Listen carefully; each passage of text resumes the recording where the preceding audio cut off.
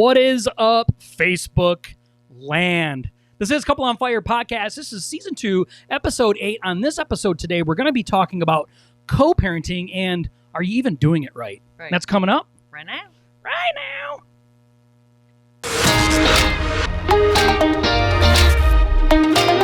Are you a Christian and you are looking to take your faith, your family, and your future to the next level? Then this is the channel for you.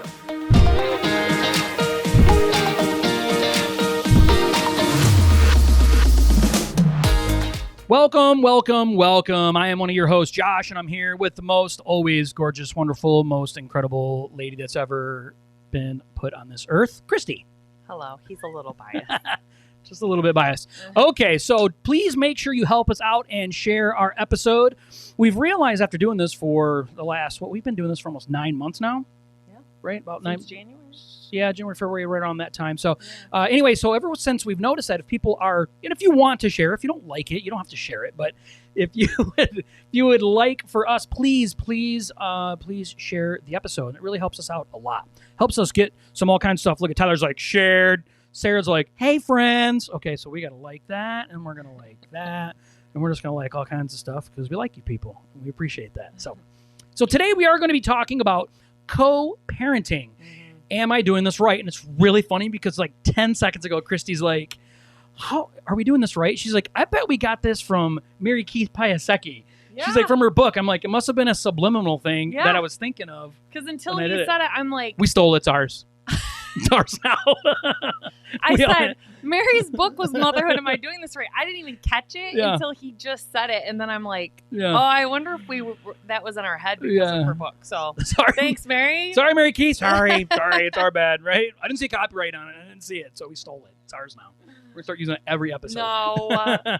No, just kidding. Okay, so anyway, so today we want to talk about co-parenting. It's something that, it's really crazy because when we think about things that we want to talk about, we always forget to think about the things that are very relevant to us on a daily basis. Yeah. And this is a really big topic for us because we've been dealing with a co-parenting situation between us two anyway, about the last 10 years. And co-parenting is something that not even everybody even really understands, or they have a bad relationship with something called co-parenting. So I want to show you guys something real quick.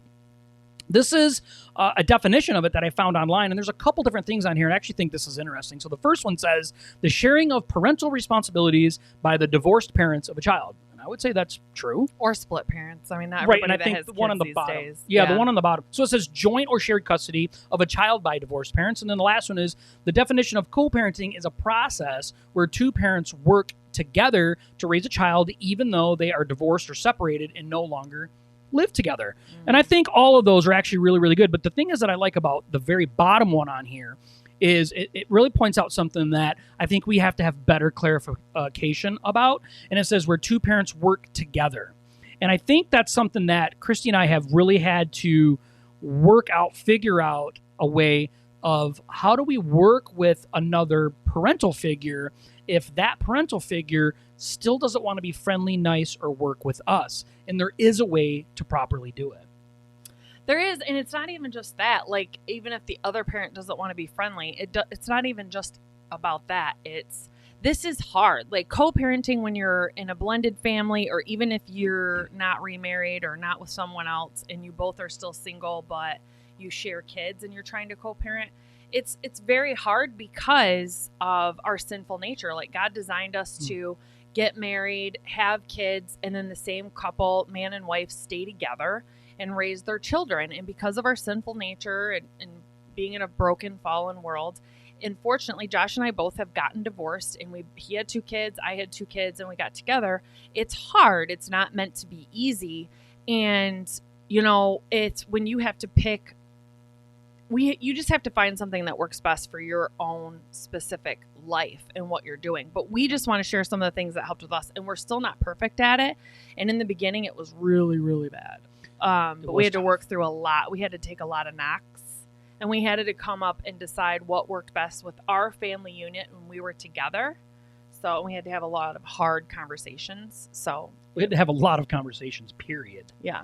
A long way around every bit of it. We had to do it. We had to kind of figure out as we go. And if you stay to the end, there is a challenge that we have for you, and that's really going to sum up a lot of kind of what we're going to talk about today. So we just want to remind you, like, everybody's situation is unique. This is our situation, and we think a lot of this stuff that we're going to talk about today, it did. But I think it's general, kind of a general knowledge application. Like, you can apply all of these, like, in a healthy way. You really could apply all of these points. Some of them we had to learn the hard way. We did. So we're trying to help. Right, most of them. We're trying to help some people, give them advice to prevent you guys from having to bang your head up against the wall. Yes. Also, I want to let everybody know, too, if there's anybody on here that has co-parented, right, has in a relationship, maybe even with somebody new, maybe you're not, maybe you're single and have kids, and you found some really awesome types of things that's worked for you, please drop it down in the chat. Share it. There's somebody out here that's going to be able to utilize and be able to meld well with whatever it is that your experience is. And if you found something that's worked, hey, we're not the end all say all. These are just things that's worked for us. Mm-hmm. So please make sure that you drop something down in there, because we're not just here on live. You know, these stay on Facebook. They go on YouTube. And people do go back and rewatch them. And we've had a lot of people that do rewatch them comment on them. So, you know, maybe you can help other people out. Okay, so the very first point that we want to share today is kid focused. Yeah, so this is very hard. Josh and I, when we started talking about what subject we wanted to talk about, and he was like, well, why don't we do one on co-parenting? I'm like, oh, that is such a good one, because that's real life. So many people now have split families that are having to do this and struggle, and it's not talked about a lot. Like, blended families aren't talked about a lot, not in our social circles, not what we see on our social media pages and things like that. So what's number one, obviously, is remaining kid focused. So just because you had a kid with them doesn't mean you have to let them guilt you into every decision that you make moving forward. So that's what's hard about it, is when you have a child with someone and then you split up, you guys are going to parent differently when you're not together. And that doesn't mean that the other parent should call you and guilt you into parenting the way that they're parenting. That's, you guys have chosen not to be together anymore, and it's going to actually be easier on the kid. I grew up in a broken home. Josh didn't. So I can have it from a kid's perspective too. When my dad was married 5 times and my mom was married she's been married 3 times, but she was married 2 times while I was growing up. My dad was 5 times while I was growing up. And it's actually easier on the child to know what rules are, you know, okay, my dad, I know what I can and cannot do at my dad's, and I know what I can and cannot do at my mom's and my stepdad's house. And if parents are calling one another and guilting one another, it's causing angry emotions, and the child can feel them, whether you're purposely putting them in the middle or not. They feel that. Kids know what's going on. No, I agree. I think a big thing for me, okay, I'm going to talk to men for just a second, okay? Because when we get separated, right, whatever that means, right, where you're now a co-parent, a lot of times the women pick up so much slack when it comes to the parenting roles when you're inside of a relationship, so much of it. And then when you get separated, divorced, and now you're in a whole new situation, now you as a man are required now to pick up a lot of slack that you're not used to picking up. And what ends up happening is we find ourselves still allowing our ex to take up all the slack, and we're still only hanging on to the scrap pieces of it. And what ends up happening to that is you're actually not parenting at all at that situation. And this is the danger in that, okay? It can work out good for a little while. It really can, until child's at your house and something happens, and all you do is pick up the phone and say, I'm going to call your mom. I'm going to have your mom take care of it. And what ends up happening even worse with that is maybe now you're remarried, right? And now what ends up happening is you're co-parenting, and what you're doing is you're allowing your ex to run everything that happens in your household through your child. And what's the danger in that? Well, there's a whole lot of danger in that, because now you're still allowing your ex, because you don't want to take care of any of those responsibilities, to roll into your relationship and into your new household. And what you're not doing is you're not being kid focused. You're not focusing on just the child. You're pushing your responsibilities off. And I can tell you, as a man, it will benefit your household greatly if you're willing to step up and be the parent that God has intended you to be. Take your responsibility and focus on your child. Don't share your focus outside of what's going on with your kid. It's really important to know. I do not come from a divorced family. I come from when I was 2 years old, I was adopted by my current father. So I don't understand what it means to be separated from a parent and be co-parented on that level. I don't understand it from that standpoint. I do understand what it means, though, to have a parent to raise you as an adopted parent. I do understand that, and that has its own challenges. But as a co-parent, I think that dynamic's completely different. Like Christy said, she can share from a different angle than what I can. But as a man, we have to make sure that we're focusing on our kids and not just saying, I'm going to let my ex take care of it. Well, and I also think it's important for us to address too, if you are remarried, one of the biggest balance is we're saying keep it about the kids, but your kids, this is where it gets really hard. Your kids don't come above your spouse, Amen. Whether it's your spouses together or not. And that was one of the hardest things that Josh and I had to, because that was hard. Naturally, you're going to love your biological kids differently than a person that's not their biological kids. And he had 2 and I had 2. So we both had an understanding of that. So we both had to talk about it. Like, okay, it has to be fair as much as humanly possible across the board. We need to raise them all similarly as far as, okay, if you allow your kids to do that, that means I have to allow my kids to do that. Is that something that I feel like we shouldn't? Then we have to have a talk about it. Yep. And our relationship comes first. It's not, I talk to a lot of single women who they're like, no one will ever come above my kids. Well, if you get remarried and you're a Christian, biblically, your husband should.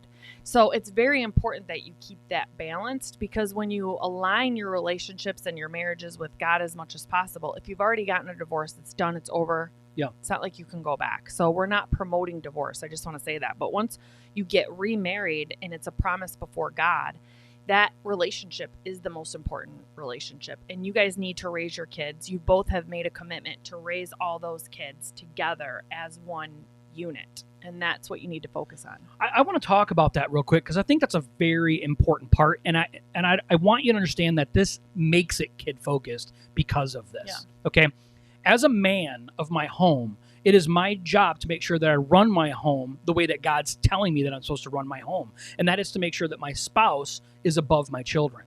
And that is extremely hard in a blended family. It's one of the hardest things that I've had to do. I'm getting goosebumps talking about it. It's one of the hardest things that I personally had to do, and I know Christy's as well, has had to do within our relationship.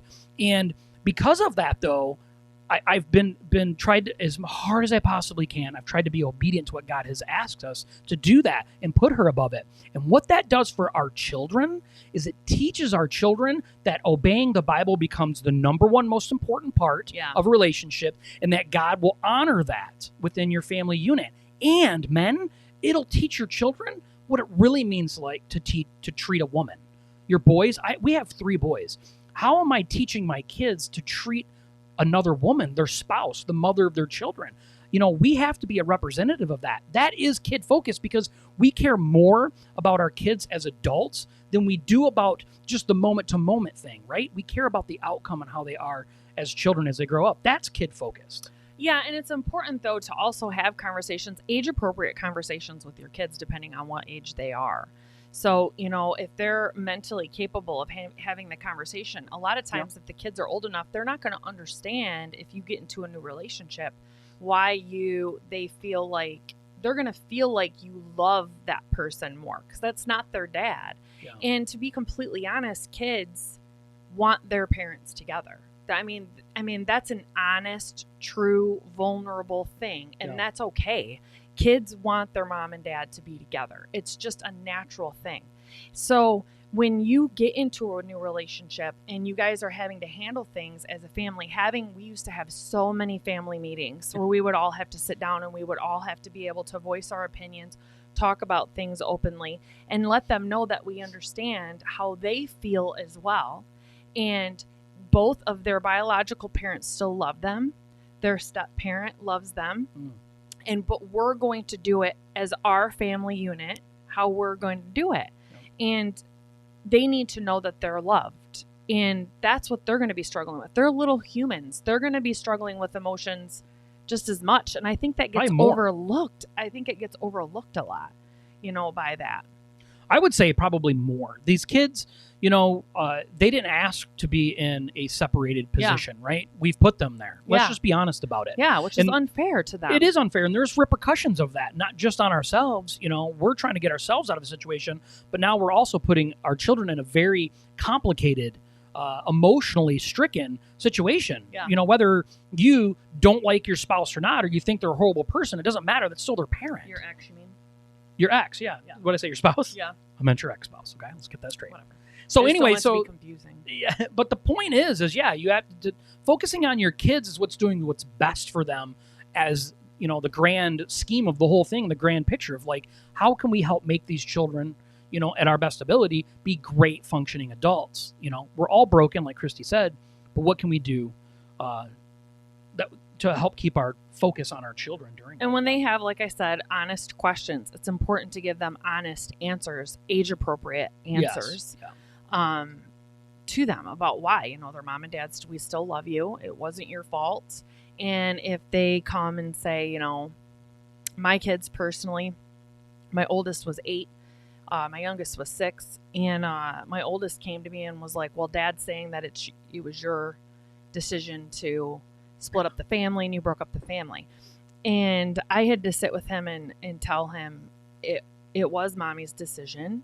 But when you get older, you'll understand why it's a safer environment for you now. I love you. Your dad loves you. So I had to redirect it and let him know, but not lie. Not lie to him about what he's feeling. Yeah. Or what's been told, And it's easy to get into that, too, because, and we're going to move on to the second point, but it's easy to get on and trying to tell your kids, after they come home and they tell you something negative about you from the other parent, to jump right in the boat. And we both had that. Yes, and start paddling the other direction as hard as you can by shooting flames, and you have to avoid that because that's not being kid focused at that point. So number 2, let's move on to number 2.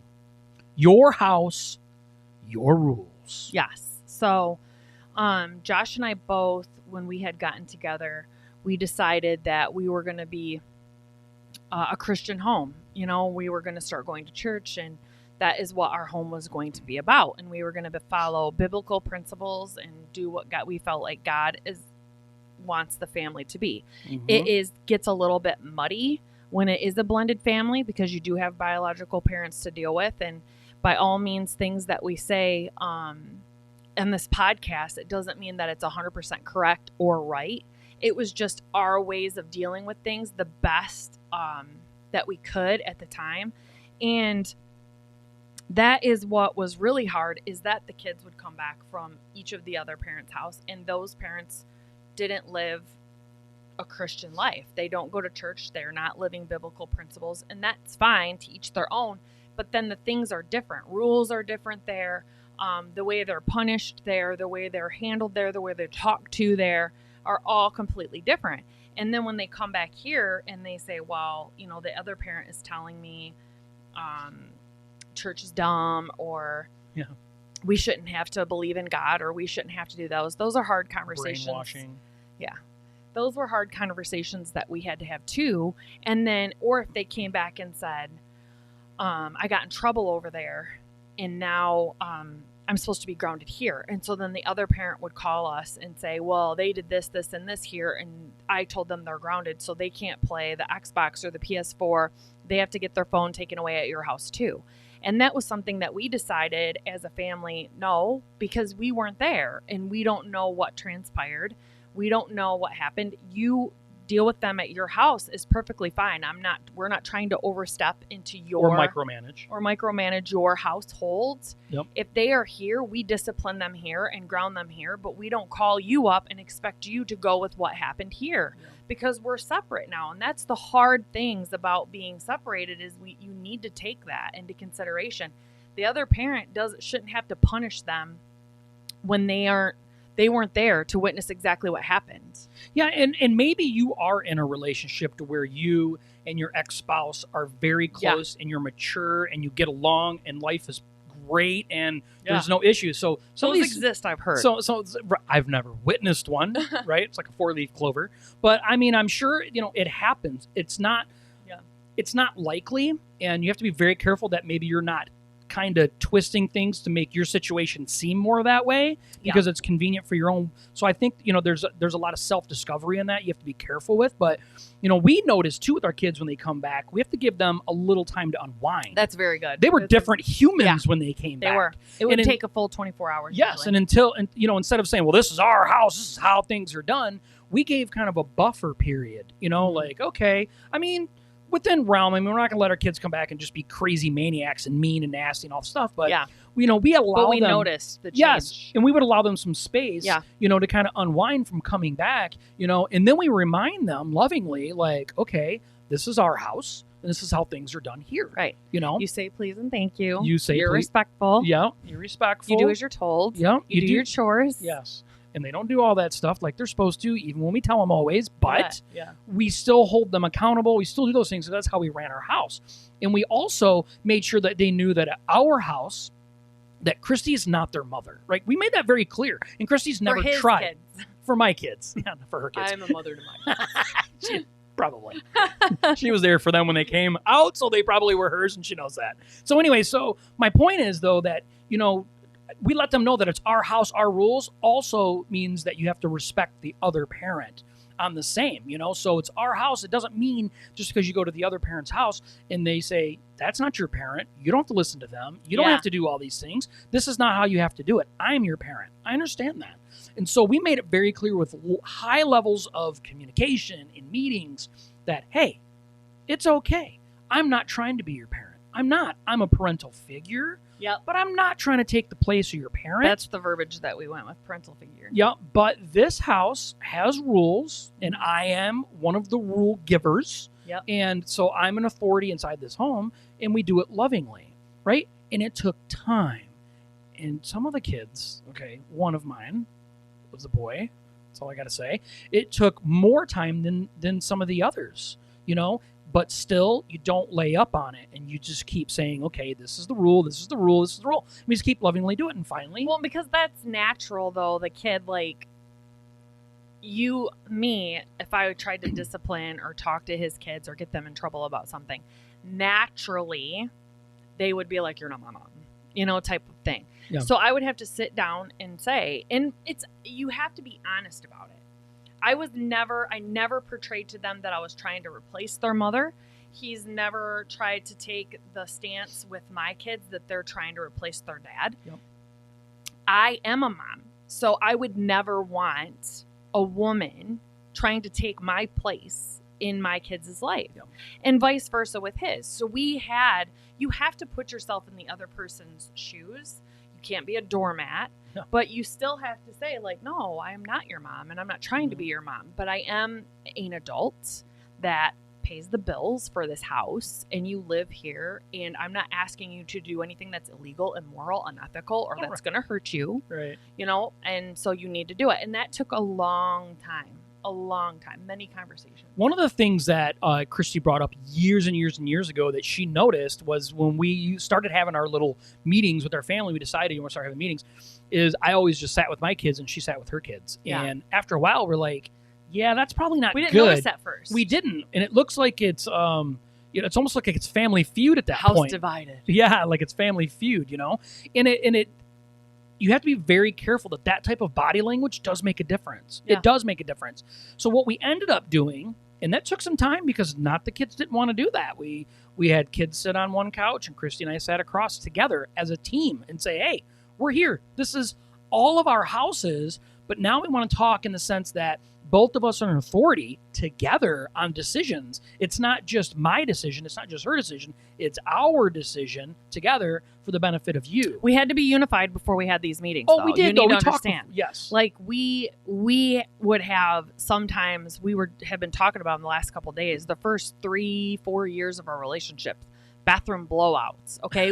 We're not, we wouldn't be yellers, but we literally would go into the bathroom, shut the door, and just sit in there sometimes for hours, just hashing stuff out. But when we came out of that room and we were parenting our kids, we were a unified front. Yep. We were a unified front to them. We loved them, and that was the decision that whatever was decided. We didn't try to say like, oh, I didn't try. My kids call him Big Josh. because his son's name's Josh. And Which he's bigger now. Go figure. I didn't try to be like to my kids, like, oh, Big Josh wanted to. I wouldn't have done that to you, because I know we got that from our exes already to our kids when we would decide to, okay, both of us would go to a football game and another one of them had a soccer game going on. Or then, okay, so then the next time we'd both go to the soccer game and not go to the football game. And some of the one of the times the exes were like, I would never do that to you. You're my kid. I would always be at your events. I would never choose someone else's kids above you. Just implanting those things. And we had to sit and talk to them like, we are one family now. Yeah. We are one.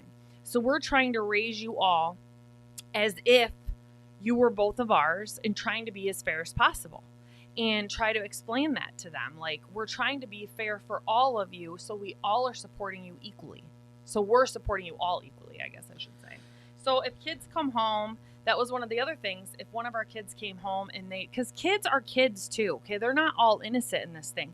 They will try to come home and try to tell you, well, my dad got mad at me about this, and try to get you to call the other parent and defend them, okay? And which isn't true. Some of the times they're kids. So you should encourage your kid to go back and talk to that parent. Like, okay, you need to go talk to them. You need to tell them. If you don't think it's fair, you need to talk to them next time you go over. Yeah. I can't call up and say, hey, they're saying, again, that's hearsay. You weren't there. So-and-so has hurt feelings. Yeah. You can't, and you should not do that, because I don't know if you understand kind of the theme that we have kind of going on here, but co-parenting doesn't mean that you parent together with the other person. Co-parenting means that you, as a co-parenter, that you parent your child the best way possible. Unless they're in danger. That's different, though. Right. That's different, though. We're talking about very rare, and depending on your situation, maybe that's more often than not, and that's a whole different conversation. Yeah. But we're talking about situations when we're talking about the daily parenting things. Yeah. Let me call and see what your mom thinks. Let me find out this. Let me find out that. Like, no, let me see what your mom, no, you don't need to do that. It's your house. Now, you should have healthy conversations with your ex-spouse about certain matters that you don't even need to involve your kids in.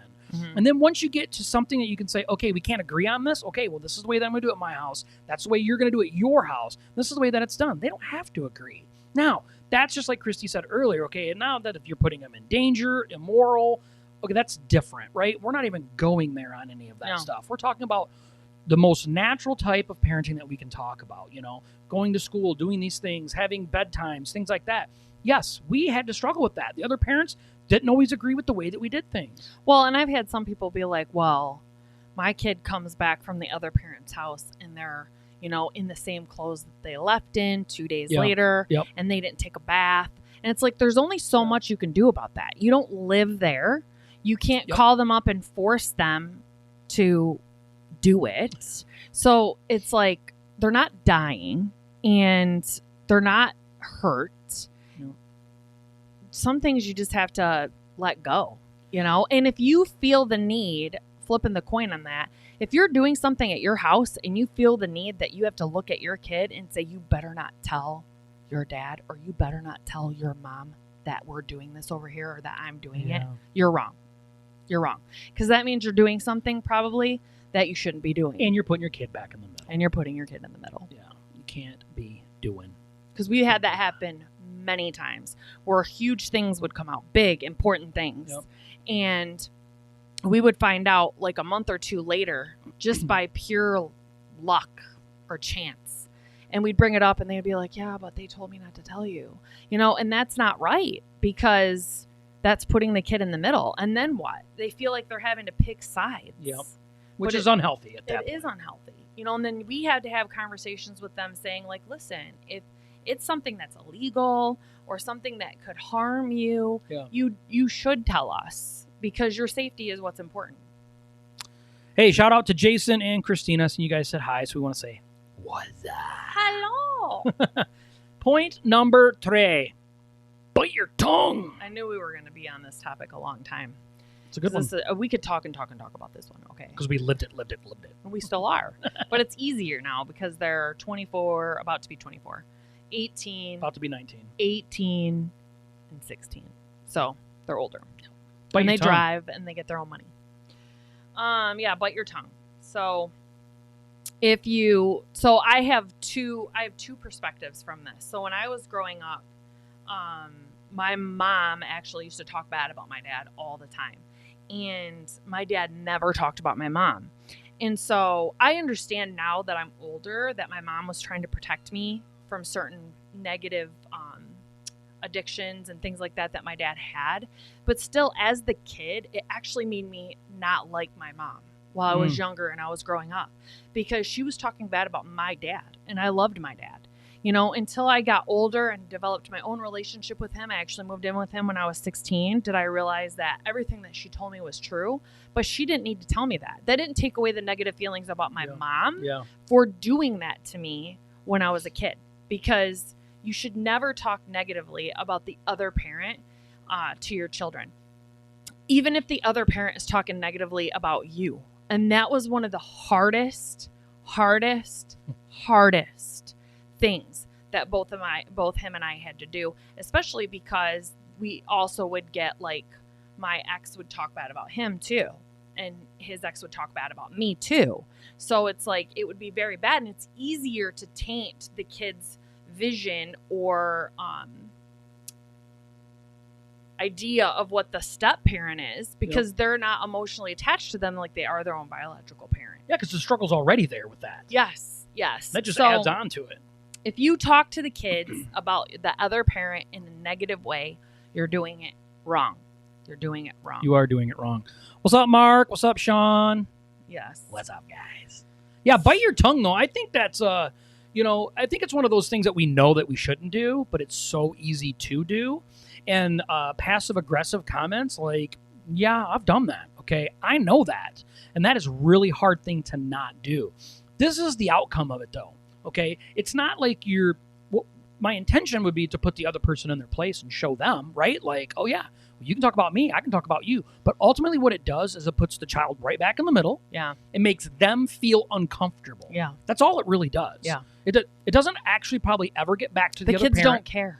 The kids do not care. They love both of you, and they want both of you to love them. No, they really do, especially over time and time. And you really do try to create this good, healthy, Christian, bonded family. I mean, it's hard enough anyway, right? We're a blended family. I mean, we feel like we already aren't living right because we feel like, oh my gosh, I've been divorced and now I'm remarried and it already feels gross. Especially in the Christian community. That's what I'm saying, in the Christian community. Which is not true, okay? I need you to know that. Like, it's not true. God can bless, and he'll put full honor on your relationship because you've now, the past is the past, and the new is the new, and the future is the future. So, shed that guilt and that remorse. It's happened, and grow from it. But the worst thing we can do is keep bringing our exes into it, and all it's doing is sabotaging our children. It does no value for us. You may think it makes you feel better in the moment. It doesn't add any value. But is it about you or the kids? That's exactly in that right. moment. Ends up being a mirror situation. You're just really putting a big reflection on yourself in doing that. You really have to learn how to bite your tongue on all things. And the kids don't need to know how if the other parent owes you money. Yeah, no. They don't need to know about that. They don't. My kids' dad didn't pay child support for a long time. Long. Still doesn't. And when he did, it was very, very, very minimal. Who cares? They don't need to get involved in that. That doesn't have anything to do with them. Nothing. It doesn't need to be, hey, when you go to your dad's, make sure you bring me back the money he owes me, type of thing. I never did that because I got put in the middle of that when I was a kid. And both of my parents did talk about that. My dad would talk about how much money he gave my mom, and I never had new clothes, and I wonder what she's spending it on. And then my mom would always be like, I don't get enough child support to support all the stuff that I have to pay for you.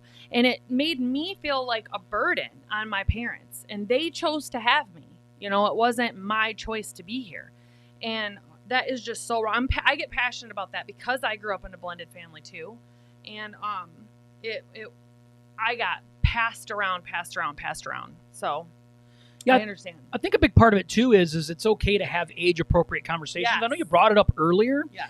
And you have to remember, don't give yourself an excuse to talk about the other parent in conversations like this because now they're older. Right. Believe me, it matters just as much when they're 6 years old as when they're 16 years old. Yeah. You can have really good, healthy conversations about things with the other parent without bashing the other parent. Yes. Okay? You can say things in a healthy, objective, truthful way without bashing the other parent. It can be hard, but if you go into it with the right heart about it, if you really pray about it and say, you know what, God, change my heart into this situation and really work on me so I can articulate this well with my child about what's going on. Because a lot of times, we come into it with sharp tongue and ready to just to go at it, and we need to bite it back. We need to go into it with the right mindset and the right heart because we have to keep our children at the center of the whole thing.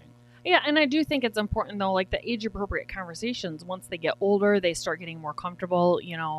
Our daughter is married now, and as things, she still has to deal with her mom and him as her dad, and she'll come up with questions now still about like, well, what about this? What about this? And he has age-appropriate. She's 24 years old. She's about to be 24 years old. So you can have a different type of conversation, but it's still important not to bash the other parent about it. My oldest is 18 now, and so sometimes if he makes a snarky comment to me that I know came from his dad, I can sit down and say, look, you're old enough now. I'm going to talk to you about this. That's not true, what you're being told. I'm not trying to bash your dad, but I just want you to know that's not true. And if your dad's telling you things like that, there's nothing I can do about that, but you need to not be disrespectful to me, not make snarky comments to me, unless you really want to have both sides of the conversation. And I don't want to do that to you because I don't want you to feel like you're in the middle. Yeah. I want you to love your dad and know that your dad loves you and I love you and you love me. I want that. I don't want there to be tension about that. But if we need to have this conversation, we will. You're old enough now to have it. Yeah. So I think the age appropriateness of the conversations is a very, very, very true statement. It is, and I think you have to be careful that you don't come from a defensive mode. Yes. Anytime we start getting defensive about something, start making it about us. Yeah, you need to cool off. And we're not making it about our children in that case. And sometimes it's just hearsay, and you have to know how to let some of that stuff roll off your back. Yes, and sometimes they're playing you. Okay, they're playing you. Depending on how old they are, they'll play the fiddle. Don't allow them. Yeah. Stick to it. Make your kids the focus of it, right? It's your house, your rules, right? You get to make the rules the way that you want to do those. And, bite your tongue. Just be careful on that. This is the challenge we have for today, which I think is going to go awesome with this. So it is, be honest about your situation. I think to yourself. Yes. I think it's real easy, though, for us to manipulate it to give us to say, well, I have a better relationship. I can say this. I'm allowed to call up and say this. Or, we can do this. We can do that. And I think you really need to be honest with yourself about your real situation between your ex and your current situation and how it all works together. Well, I also think you need to be honest with yourself about the situation in regards to, I know a lot of couples that try to, if they yet have not found someone else, they try to still go out and do like family dinners together and try to do all these things together. Birthdays, all this stuff. And I'm not saying that's necessarily wrong, but you really need to take a look at how that potentially could affect the kids. Because like I said at the beginning, kids want their parents together. That's what they want. So it's kind of like me talking to young girls that they know a boy likes them. Okay, they know it, and they are just like, we're just friends though, and he knows we're just friends. It's fine. I go out and hang out with him. I let him take me out. I let him buy me gifts. And that's not really right because you understand that he wants more, and you're kind of like dangling a carrot. Whether you are trying to convince yourself it's all of that is not right. And it's the same thing with your kids. Your kids are going to have this hope. Like, okay, well, if we do this enough, if we go out to dinner enough, if we do enough things together, if I see them together enough, maybe they'll get back together. And the longer you prolong that, and then you guys start dating someone else, it crushes their dreams again. You've already separated. You've already hurt them. Okay. And that's honest. You've hurt them. No kid wants their parents apart. So you need to take their feelings and their hopes into consideration when you guys are doing things. That's all I'm saying. Because for some relationships it will work, some it won't, but you need to be honest with it. I would say the majority does not, and that's being honest. So, we've been on this planet. I've been on the planet longer than her, by a couple years. But, I've seen a lot of dysfunctional families, like everybody that's on here today. I'm sure I've seen it. And if you look at the healthy co-parenting model to where, where everybody gets along and everybody's doing birthday parties together and stuff, and that really works, it's very few in between. It really is. It's usually older. It's usually like the kids are adults by then, and you have grandkids, and you guys are both remarried, and you're in your 60s, and everybody can get together because... You just need to be honest, though. You got to be honest with yourself and say, hey, am I really focusing on doing what's best for my kid? Maybe I'm the unruly parent. Maybe I'm the one that has a problem. Yeah. Maybe my ex left me and I'm bitter. Maybe you need to be honest with yourself and say, hey, this isn't what's going to be best for my kids. I need to do what's best for my children. That's proper co-parenting. And we never did it all right. We didn't. Sometimes we did. Sometimes we didn't. We botched it really bad. But what was important is we went back to our kids, and if it was like a big outburst in front of the whole family, we would say, we would apologize and say, hey, I'm really sorry I said that. I should not have said that. And I know once words are spoken, they can't be taken back. But I really just hope that you forgive me. And I really, really am not going to do that again. And that we had to eat crow or swallow our pride a few times doing that. It was, it's important, but that's showing kids that you're big enough to admit your mistakes. That's teaching them to be strong enough to admit their own mistakes when they're admitting mistakes, things like that. And I would say, to end with this, that Christy and I, we really don't argue that much. We really, really don't. I think it's because we over-communicate everything. But when we do argue, it's typically about this topic. Yeah. Because it's hard. It's really, really hard.